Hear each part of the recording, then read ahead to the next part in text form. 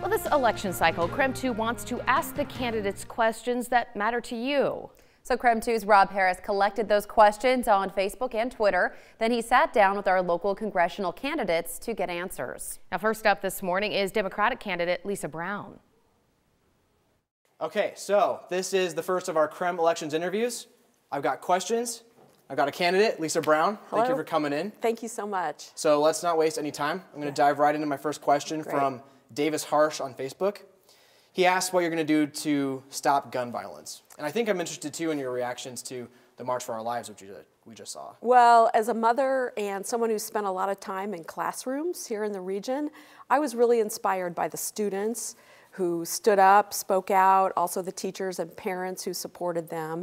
And I believe that we've been presented with the false choice that we can't improve safety unless we somehow take away constitutional rights. There's some common sense things. Right from the start, Congress should be banning bump stocks and high capacity magazines, and should be actually bringing evidence forward. I think a bipartisan commission would be fantastic so that we're all listening to the same information and taking it out of a political framework of this party or that party. So where do you see that line between common sense gun reform and curtailments on the Second Amendment? Well, interestingly, I've been doing community meet and greets throughout the district, and it's gun owners in Republic and Deer Park and Walla Walla who have stood up in public meetings and said, I'm a gun owner, and I myself was raised in a rural community in a gun-owning family. These gun owners have stood up and said, and I know we can do better. Next question from Nikki on Twitter.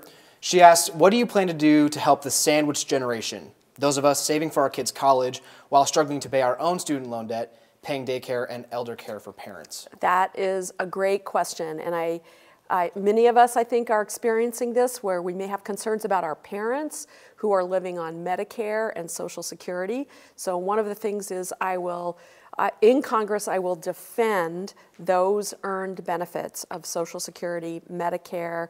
In fact, there's still not enough protection for retired Americans who have lived and worked and now are facing potential insecurity in retirement.